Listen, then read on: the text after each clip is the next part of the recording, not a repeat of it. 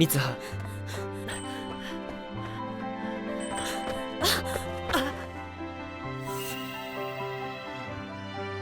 너의 이름은? 너의 이름은? 언젠가 만나게 될 인연에 대한 이야기. 너의 이름은입니다. 산골 마을에 사는 평범한 소녀 미츠하. 어느 날 가족들과 친구들로부터 이상한 이야기를 듣게 됩니다. 今日は普通やな。昨日はやばかったもんな。髪は寝癖ついとったし、リボンはしとらんかったし。 어제 내가 마치 다른 사람처럼 행동했다는 이야기들. 문제는 미츠하 자신은 전혀 기억을 못한다는 사실이죠. なんか体調悪いんやない？おかしいな。元気やけどな。ストレスとかやない？ほら。 다음 날. 자고 일어나 보니 도쿄 훈남이 되어버린 상황. トイレ行きたい。リアルすぎ。 참 이상한 꿈이라고 여겼지만 외모도 환경도 지나치게 디테일하다는 것이 문제였죠. お待たせいたしました。 그렇게 꿈속에서 미츠하가 소년 타키로 고군분투할 무렵 この夢いつ覚めるんやさ。お姉ちゃん、何しとるの？お姉ちゃん？ 도쿄에 살던 타키 역시 산골 마을 소녀 미츠하가 됩니다. なんだこれ。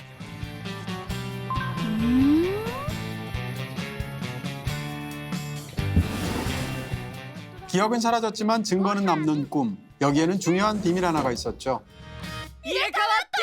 알고 보니 일주일에 두세 번 정도 서로의 몸이 바뀌고 있던 동갑내기 고등학생 미츠하와 타키. 누구에게도 말 못할 비밀을 갖게 된 둘은 둘만의 규칙을 정하게 됩니다. 入れ替わってしまっている時の注意点や守るべき禁止事項。それから入れ替わった日の出来事を携帯に残すこと。それなのに。それなのに。 그렇게 며칠 후 数日前から肉眼でも見え始めたティアマト彗星。いつどこに見えるんでしょうか。 육안으로 볼 수 있다는 혜성의 움직임을 뉴스에서 주목하던 날. なあなあ、見えたよ。 미츠하의 몸을 한 타키는 할머니를 따라서 미야미지 가문의 사당을 방문하게 되는데요.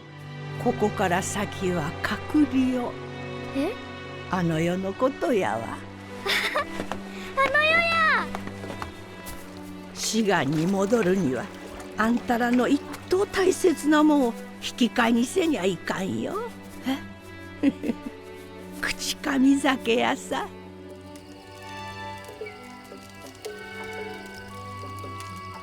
사당 안에 미츠하가 만든 미인주를 조심스럽게 봉헌하고 나온 그때 다시 뒤바뀐 미츠하와 타키. 문제는 그날 이후 더는 두 사람의 몸이 바뀌지 않았다는 사실이죠.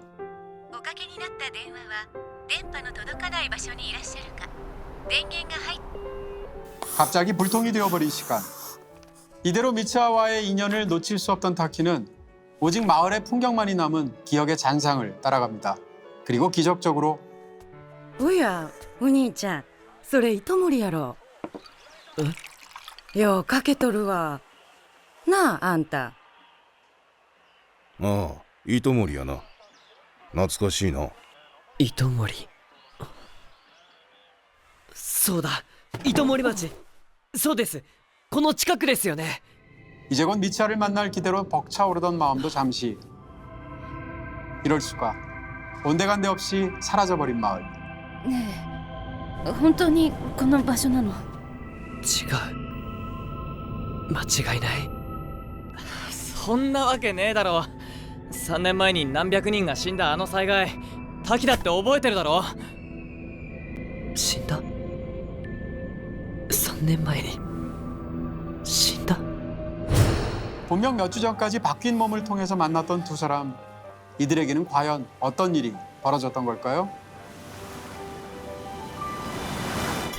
만화인데도 디테일하게 언뜻 이게 사진이야 뭐야 막 싶을 정도로 너무 디테일을 살려서 그림을 멋지게 그리신 것 같은데 일단 시카이 마코토의 그 영화들을 극장에서 보고 있으면 와 진짜 눈이 성찬을 누리는구나 이런 느낌이 들어요. 저는 이제 영화를 보면서도 이제 정말 놀랐던 것 중에 하나가 예를 들어서 이제 수면에 반짝거리는 어떤 햇빛을 묘사한다든지 나무 사이로 새어드는 어떤 햇살을 묘사하는 이런 것들 보면 그 자체로 굉장히 아름답다는 느낌을 받게 되죠. 맞아요. 아무래도 일본이 좀 이런 자연재해를 네. 많이 겪잖아요. 네. 그러다 보니까 좀 이런 재난 스토리에 기반한 영화라든지 책이라든지 이런 것도 좀 많은 것 같아요. 네, 영화는 2011년도에 있었던 뭐 국내에도 잘 알려져 있는 그 동일본 대지진이라고 하죠. 그 땅에서 벌어진 그 참극을 하늘에 있는 어떤 그런 그 해성의 이야기로 바꾸어서 영화에서 표현을 하고 있고요. 스즈메의 문타속도 사실은 당연히 그 대지진을 떠올리게 하거든요.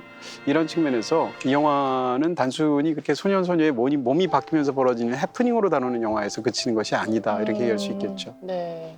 그리고 약간 시간을 돌릴 수 있다면 막을 수 있다면 약간 그런 바램도 네. 작가의 바램도 같이 좀 들어있는 영화인 것 같아요. 사실은 시간을 뭐 넘나든다거나 시간을 거슬러 올라간다거나 이런 것은 현실에서 불가능하잖아요. 근데 그것을 역사나 물리적으로는 돌릴 수가 없지만 예술은 돌릴 수가 있잖아요. 네. 그런 측면에서 어떻게 보면 영화 혹은 예술만이 이 현실에 줄 수 있는 가장 그 곡진한 그런 방식의 위로가 이 영화에 담겨 있는 게 아닌가 싶습니다. まさかだってあいつの書いたメモだってちゃんと消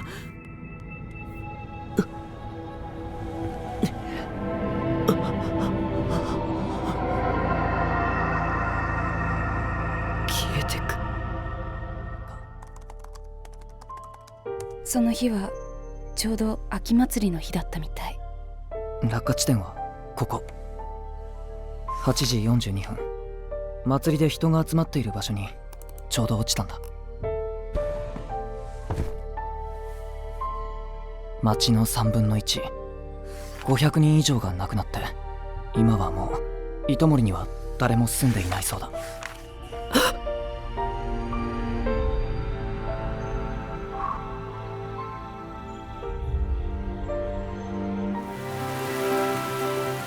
本当にあった。夢じゃなかった。時間がずれてた。あいつの半分。結び、本当に時間が戻るんならもう一度だけ。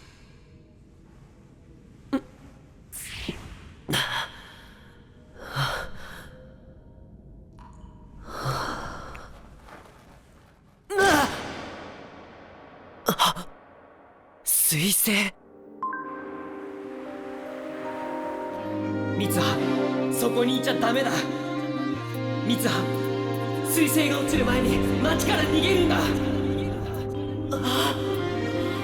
ミツハ、逃げろ。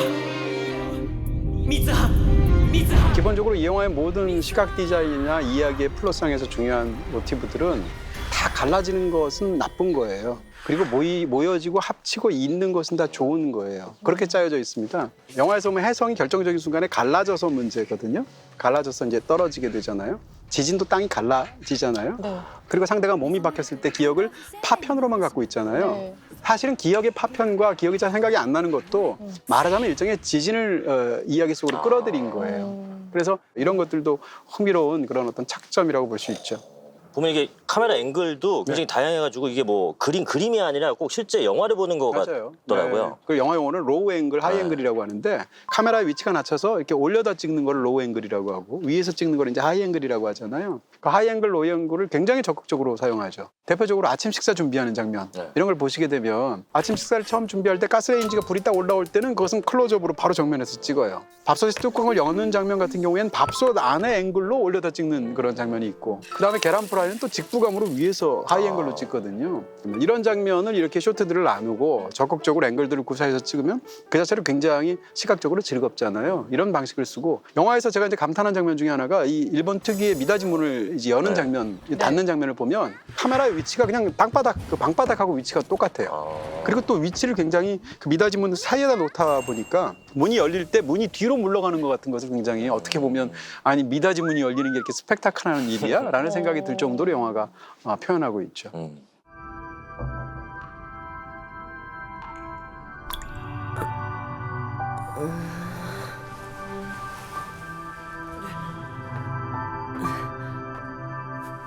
どうして滝くんがここに。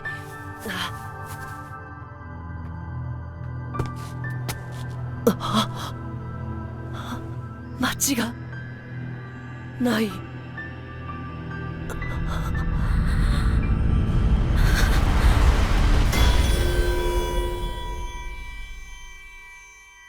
私あの時死んだの。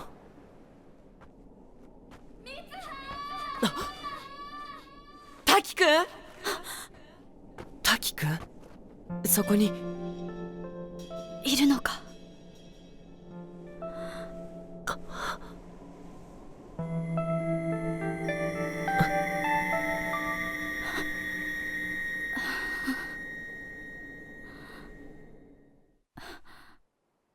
片割れ時だ。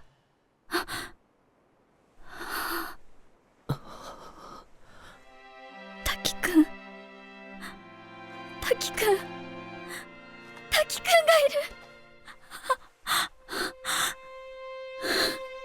滝くん、お前に会いに来たんだ。大変だったよ。お前すげえ遠くにいるから。三葉、まだやることがある。聞いて。来た。大丈夫、まだきっと間に合う。やってみる。なあ三葉、目が覚めても忘れないようにさ。名前書いとこうぜ。ほら。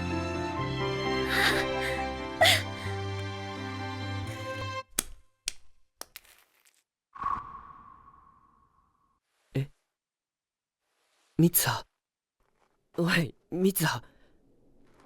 사실 남녀의 몸이 바뀌는 설정을 지금까지 저희가 안 봤던 건 아닌데 또 애니메이션이 주는 귀엽고 사랑스러운 그런 느낌 때문에 좀 다르게 보이는 게 있는 것 같아요. 사실은 몸이 바뀌는 것뿐만 아니라 영화는 모든 면에서 대조를 이루도록 돼 있죠. 한쪽은 소년이고 한쪽은 소녀, 한쪽은 도시이고 한쪽은 시골 마을이고 한쪽은 또 3년 전이고 3년 후고 이런 식으로 모든 것을 나누어서 대비를 하기 때문에 바뀌는 순간에 그 느낌이 확확 바뀌게 되죠. 초반은 그렇게 10대 영화 특유의 어떤 청춘 영화적인 뭐 로맨스적인 부분도 있고 또 한 가지는 이제 굉장히 개그스러운 그런 재밌는 부분들도 있는데 후반부에 가면 사실은 이 얘기를 통해서 뭘 말하고 싶은지가 드러나면서 사실은 굉장히 묵직한 이야기를 하고 싶었던 거구나라는 걸 우리가 느끼면서 후반부에 감동을 향해서 줄다름질 치는 그런 작품이라고 할 수 있겠습니다. 네. 보면은 작중에 이제 두 인물이 쓰는 핸드폰이 다 둘 다 사과폰을 쓰는데 살짝 또 기종이 다르더라고요. 시간차를 염두에 둬가지고 한 명은 5를 쓰고 있고 한 명은 6를 쓰고 있고 이런 것들이 약간 또 찾아보는 재미도 있게 만드는 것 같아요. 어떻게 또 발견했냐.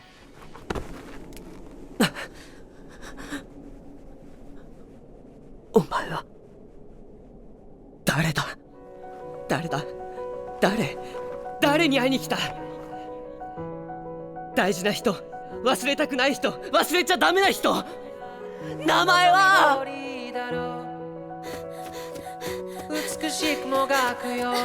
滝くん、滝くん、滝くん、大丈夫、覚えてる、絶対に忘れない。滝くん、滝くん、君の名前は滝くん。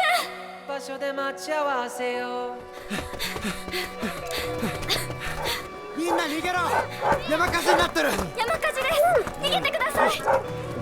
逃げろ！火事や！皆さん、逃げろ！危険です！逃げてください！これはとても間に合わん。三葉、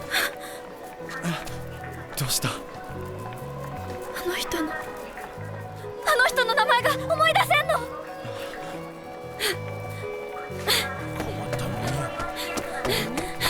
あの人は誰？